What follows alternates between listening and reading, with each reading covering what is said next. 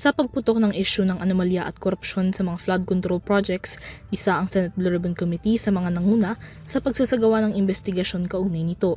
Makalipas ang 8 committee hearings, nakabuo ang panel ng draft ng partial committee report na naglalaman ng mga findings ng investigasyon, maging na rekomendasyon ng pagsasampa ng kaso laban sa ilang mga senador na umano'y sangkot sa issue.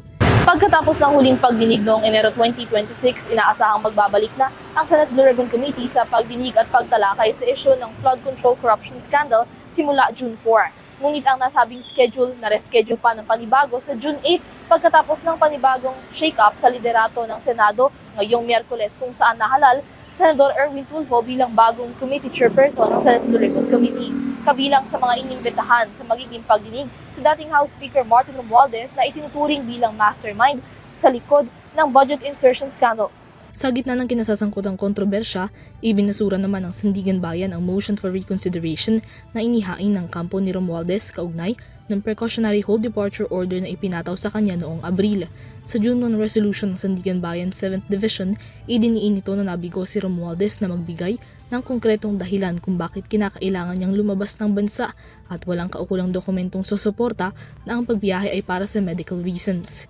Dagdag ng Sandigan Bayan, dala ng mga alegasyon laban sa kanya, si Romualdez ay maituturing na flight risk at may motibo na tumakas. Bukod kay Romualdez, 33 individual pa ang inimbitahan sa pagdinig, kabilang na ang 18 nagpakilalang dating Marine officials, maging ang kanilang abogadong si Attorney Levi Baligod. Matatandaan na ang mga nasabing ex-Marines, personal umanong nagde-deliver ng mga mali-malitang pera sa ilang mga opisyal ng pamahalaan mula kay Zaldico, mga perang kickback umano mula sa flood control projects. Kasama rin sa mga imbitado ang mga kawani ng iba't ibang ahensya, si dating Bulacan Assistant District Engineer Bryce Hernandez at iba pa. Sa nakalipas na linggo, nananatiling mainit ang Senado sa gitna ng sunod-sunod na kinaharap na kontrobersya.